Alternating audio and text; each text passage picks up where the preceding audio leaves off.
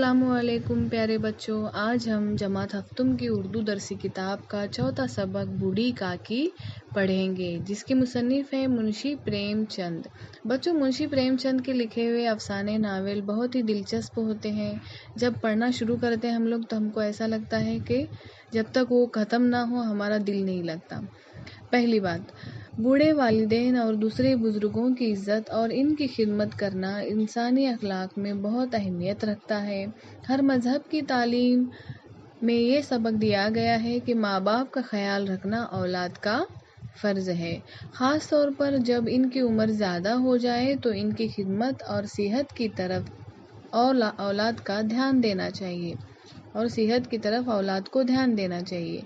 एक दफ़ा एक नौजवान ने रसूल अकरम सल्लल्लाहु अलैहि वसल्लम से शिकायत की कि मेरे वालिद हमेशा मुझसे कुछ न कुछ मांगते रहते हैं, क्या ये मुनासिब है? रसूलुल्लाह सल्लल्लाहु अलैहि वसल्लम ने इसके वालिद को बुलाकर इसकी शिकायत से आगाह किया। बूढ़ा बाप ये सुनकर रोने लगा।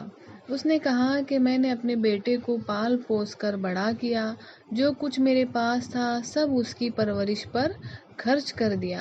अब मैं बूढ़ा और कमज़ोर हो गया हूँ और कमाने के लायक नहीं, तो ये मेरी ज़रूरियात पूरी करने से इनकार करता है। हुजूर सल्लल्लाहु अलैहि वसल्लम बूढ़े की बात सुनकर आप दीदा हो गए और नौजवान से फरमाया, ऐ नौजवान, सुन, तू और तेरा माल सब कुछ तेरे वालिद की मिल्कियत प्रॉपर्टी है, तेरे वालिद का दिया हुआ है। फिर आप सल्लल्लाहु अलैहि वसल्लम ने नौजवान को नसीहत की कि अपने बूढ़े वालिद की खिदमत करता रहे। दर्ज झेल कहानी में भी बुजुर्गों से हुस्न सलूक का तज़किरा किया गया है। इस सबक में भी बच्चों बूढ़े माँ बाप के साथ किस तरह से हमें सलूक करना है वो बताया गया है। जान पहचान, मुंशी प्रेमचंद के बारे में हम पढ़ेंगे। मुंशी प्रेमचंद का असल नाम धनपत राय था। पहले वो नवाब राय के नाम से कहानियाँ लिखते थे, बाद में प्रेमचंद के नाम से लिखने लगे। वो सन 1880 में बनारस के एक गांव लम्ही में पैदा हुए। इब्तिदाई तालीम इन्होंने गांव में हासिल की, बाद में प्राइमरी स्कूल में मुदर्रिस हो गए। इन्हें बचपन से लिखने का शौक़ था। सन 1908 में इनकी कहानियों का पहला मजमुआ सोज़े वतन के नाम से शाये हुआ, जिस पर अंग्रेज़ी हुकूमत ने पाबंदी आयद कर दी थी। सन 1921 में इन्होंने सरकारी मुलाजिमत से इस्तीफ़ा देकर अदब और सहाफ़त को अपना पेशा बना लिया। प्रेमचंद ने अपने अफसानों और नावलों के ज़रिए वतन दोस्ती, समाजी इस्लाह और कौमी एकजहती को फ़रोग़ दिया। इन्होंने तकरीबन 300 अफसाने लिखे। गौदान, मैदान अमल, चौगान हस्ती, बाज़ार हुस्न, पर्दे मजाज वगैरह उनके मशहूर नावल हैं। 8 अक्टूबर सन 1936 को बनारस में इनका इंतकाल हुआ। अब बच्चों हम सबक की तरफ चलते हैं। बुढ़ापा अक्सर बचपन का दौरे सानी हुआ करता है। दौरे सानी मतलब लौट के आना। बुढ़ापे में अक्सर लोग जो है वो बचपन में जैसी आदतें करते थे ना, बचपन में जैसे बच्चे करते हैं वैसे जो है वो बुढ़ापे में इंसान करने लगता है। बूढ़ी काकी में जायके के सिवा कोई हिस्स बाकी न थी। आँखें, हाथ, पैर सब जवाब दे चुके थे। ज़मीन पर पड़ी रहती और जब घर वाले कोई बात इनकी मर्ज़ी के खिलाफ करते, खाने का वक्त टल जाता या मिकदार काफ़ी न होती या बाज़ार से कोई चीज़ आती और इन्हें न मिलती तो वो रोने लगती थी, जैसा छोटे बच्चे करते हैं। इनके शोहर को मरे हुए एक ज़माना गुजर गया था, मतलब कई साल हो चुके थे इनके शोहर को मरे हुए। 7 बेटे जवान हो कर दाग दे गए थे, मतलब उनका भी इंतकाल हो गया था बेटों का। और अब एक भतीजे के सिवा दुनिया में इनका कोई न था। इसी भतीजे के नाम इन्होंने सारी जायदाद लिख दी थी। इन हजरात ने लिखाते वक्त तो खूब लंबे चौड़े वादे किए थे, लेकिन वो वादे दलालों के सब्ज़ बाग थे। मतलब उनका जो भतीजा था जायदाद अपने नाम पर करवाते वक्त बहुत सारे वादे किए थे कि मैं बूढ़ी काकी का ख्याल रखूँगा, उनका हर तरह से ख्याल रखूँगा, देखभाल करूँगा। लेकिन जब हकीकत में वो उनकी देखभाल करने लगे तो वो मुकर गए। अगरचे इस जायदाद की सालाना आमदनी 150-200 रुपए से कम न थी, लेकिन बूढ़ी काकी को पेट भर रूखा दाना भी मुश्किल से मिलता था। मतलब उनका जो भतीजा था और उसकी बीवी थी, वो बूढ़ी काकी का ख्याल नहीं रखते थे, यहाँ तक कि उन्हें खाने को भी नहीं देते थे। बुधराम को कभी कभी अपनी बेइंसाफी का एहसास होता। वो सोचते कि इस जायदाद की बदौलत मैं इस वक्त भला आदमी बना बैठा हूँ, और अगर ज़बानी तशफ़ी से सूरत हाल में कुछ इस्लाह हो सकती तो इन्हें मुतल्लक दरीग न होता। लेकिन मज़ीद खर्च का खौफ इनके नेकी को दबाए रखता था। इसके बरक्स अगर दरवाजे पर कोई भला मांस बैठा होता और बूढ़ी काकी अपना नगमे बेहंगाम शुरू कर देती तो वो आग हो जाते थे और घर में आकर इन्हें डांटते थे। लड़के वालिद का ये रंग देखकर बूढ़ी काकी को और भी दिक करते। जब भी कोई बाहर आके बैठता तो बूढ़ी काकी जो है वो अपना हाल लोगों को सुनाती थी, जिसकी वजह से उनके भतीजे को और उनकी बीवी को बहुत गुस्सा आता था। सारे घर में अगर किसी को मोहब्बत थी बूढ़ी काकी से तो वो सिर्फ और सिर्फ बुधराम की छोटी लड़की लाडली थी, जिसका नाम था लाडली। लाडली अपने दोनों भाइयों के खौफ से अपने हिस्से की मिठाई या चबीना बूढ़ी काकी के पास बैठकर खाया करती थी। जो भी उसके हिस्से की मिठाई आती थी वो बूढ़ी काकी के पास बैठकर खाती थी क्योंकि उसको बूढ़ी काकी से बहुत मोहब्बत थी। रात का वक्त था। बुधराम के दरवाजे पर शहनाई बज रही थी। बुधराम ये बूढ़ी काकी के भतीजे का नाम है। हाँ, आज बुधराम के बड़े लड़के सुखराम का तिलक आया है। तिलक मतलब जब रिश्ता तय होता है ना, जो छोटी सी रस्म होती है उसको तिलक कहते हैं, रिश्ता पक्का होना। ये इसी का जश्न है। घर में मस्तूरात गा रही थी। मस्तूरात मतलब औरतें। और रूपा मेहमानों की दावत का सामान करने में मसरूफ थी। रूपा ये जो बुधराम था उसकी बीवी थी। भट्टियों पर कड़ाव चढ़े हुए थे। एक में पूरियां कचौरियां निकल रही थी, दूसरे में समोसे। एक बड़े हंडे में मसालेदार तरकारी पक रही थी। घी और मसाले की इश्तहा अंगेज खुशबू चारों तरफ फैली हुई थी। घर में बहुत सारे पकवान पक रहे थे। तिलक आने की वजह से, रिश्ता पक्का होने की वजह से, तो जो पकवान थे उनकी खुशबू चारों तरफ फैली हुई थी। बूढ़ी काकी अपनी अंधेरी कोठरी में बैठी हुई थी। ये लिज्जत आमेज खुशबू उन्हें बेताब कर रही थी। वो बेचैन हो रही थी। इनकी चश्मे ख्याल में पूरियों की तस्वीर नाचने लगी। खूब लाल लाल, फूली फूली, नरम नरम होंगी। एक पूरी मिलती तो जरा हाथ में लेकर देखती, क्यों न चलकर कड़ाव के सामने ही बैठूं।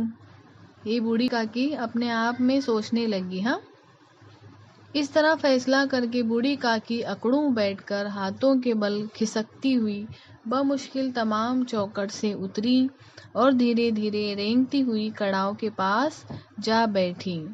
रूपा इस वक्त एक सरास सीमगी की हालत में थी। कभी इस कमरे में जाती, कभी उस कमरे में, क्योंकि रूपा जो है वो घर की बहू थी और घर के सारे इंतजामात कामकाज उसने ही देखना था। तो वो एक कमरे से दूसरे कमरे में बस जाती, मतलब अपना काम करती। कभी कड़ाव के पास, कभी कोठे पर। बेचारी अकेली औरत चारों तरफ दौड़ते दौड़ते हैरान हो रही थी। झुंझलाती थी, कड़ती थी, पर गुस्सा बाहर निकलने का मौका न पाता था। इसी कश्मकश के आलम में इसने बूढ़ी काकी को कड़ाव के पास बैठे देखा तो जल गई। रूपा को बहुत गुस्सा आया क्योंकि बूढ़ी काकी अपने कोठरी से बाहर आकर कड़ाव के पास बैठी थी। गुस्सा न रुक सका। जैसे मेंढक केचुए पर झपटता है, इसी तरह वो बूढ़ी काकी पर झपटी और उन्हें दोनों हाथों से झंझोड़ कर बोली, ऐसे पेट में आग लगे। पेट है कि आग का कुंड। कोठरी में बैठते क्या दम घुटता था। अभी मेहमानों ने नहीं खाया, देवताओं का भोग तक नहीं लगा, तब तक सब्र न हो सका, आकर छाती पर सवार हो गई। भला चाहती हो तो जाकर कोठरी में बैठो, जब घर के लोग लगेंगे तो तुम्हें भी मिलेगा। तुम कोई देवी नहीं हो कि चाहे किसी के मुंह में पानी तक न जाए, लेकिन पहले तुम्हारी पूजा करे। इस तरह के बहुत सारे गुस्से में अल्फाज उसने कह दिए, जुमले कह दिए, जिसकी वजह से बूढ़ी काकी का दिल बहुत ही टूट गया। बूढ़ी काकी ने सर न उठाया, न रोई न बोली, चुपचाप रेंगती हुई वहां से अपने कमरे में चली गई। सदमा ऐसा सख्त था कि दिलो दिमाग की सारी कुव्वतें इस तरफ रुजू हो गई थी। ऐसे ऐसे जुमले बोले थे रूपा ने कि बूढ़ी काकी कुछ न बोल सकी। वो चुपचाप अपने कमरे में आ गई। खाना तैयार हो गया, आंगन में पत्तल पड़ गए, मेहमान खाने लगे। बूढ़ी काकी अपनी कोठरी में जाकर पछता रही थी कि कहाँ से कहाँ आ गई। इन्हें रूपा पर गुस्सा नहीं था, अपनी उजलत पर अफसोस था। सच तो ये है कि जब तक मेहमान खा न चुकेंगे घर वाले कैसे खाएंगे। सही बात है ना बच्चों, जब तक मेहमान नहीं खाएंगे तो घर वाले खाएंगे ही नहीं। मुझसे इतनी देर भी न रहा गया, अब जब तक कोई बुलाने न आएगा न जाऊंगी। दिल में ये फैसला करके वो खामोशी से बुलावे का इंतजार करने लगी कि कोई बाहर से आएगा और मुझे खाना खाने बुलाएगा। उन्हें एक एक लम्हा, एक एक घंटा मालूम होता था। अब पत्तल बिछ गए होंगे। मालूम होता है लोग खाने पर बैठ गए। फिर उन्हें लगा कि बहुत देर हो गई है। क्या इतनी देर तक लोग खा ही रहे होंगे? किसी की बोलचाल सुनाई नहीं देती। जरूर लोग खा पी के चले गए, मुझे कोई बुलाने नहीं आया। रूपा चिढ़ गई। क्या जाने कि न बुलाए, सोचती हो कि आप ही आएंगी, कोई मेहमान नहीं कि बुलाकर लाऊं। ये सब कुछ ख्यालात बूढ़ी काकी के दिल में आने लगे कि शायद सारे मेहमान चले गए होंगे और किसी की आवाज़ नहीं आ रही है, तो चलो खुद ही जाकर खा लें। बूढ़ी काकी चलने के लिए तैयार हुई। उन्होंने दिल में तरह तरह के मंसूबे भी बांधे। पहले तरकारी से पूरियां खाऊंगी, फिर दही और शक्कर से कचौरियां रायते के साथ मज़ेदार मालूम होंगी। चाहे कोई बुरा माने या भला, मैं तो मांग मांग कर खाऊंगी। ऐसा बूढ़ी काकी दिल में सोचने लगी। बूढ़ी काकी अकड़ू बैठकर हाथों के बल खिसकती हुई आंगन में आई। मेहमानों की जमात अभी बैठी हुई थी। वो रेंगती हुई इनके बीच में जा पहुंची। कई आदमी चौंक कर उठ खड़े हुए। आवाजें आई, अरे ये कौन है बुढ़िया, ये कौन है, कौन है? पंडित बुधराम काकी को देखते ही गुस्से से तिलमिला गए। बुधराम जो बूढ़ी काकी का भतीजा था। जैसे ही उसने बूढ़ी काकी को मेहमानों के दरमियान बैठा हुआ देखा तो उसको और गुस्सा आ गया।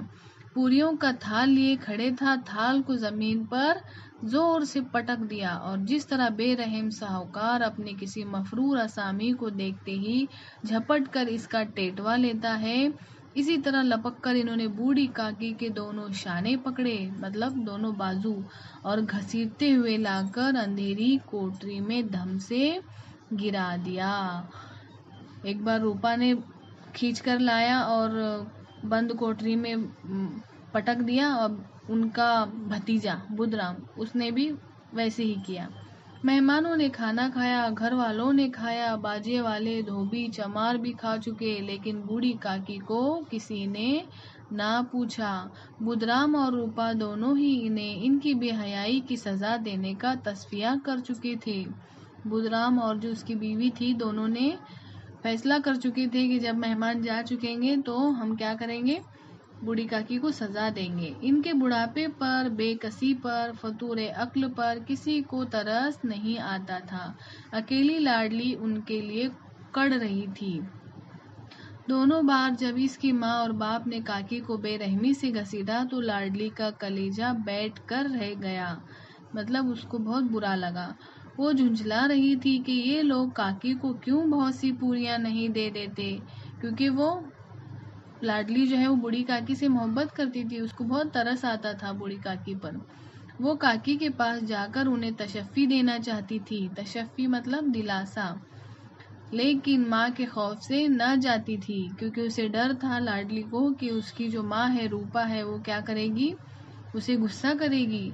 इसने अपने हिस्से की पूरियां भी न खाई थी। वो ये पूरियां काकी के पास ले जाना चाहती थी।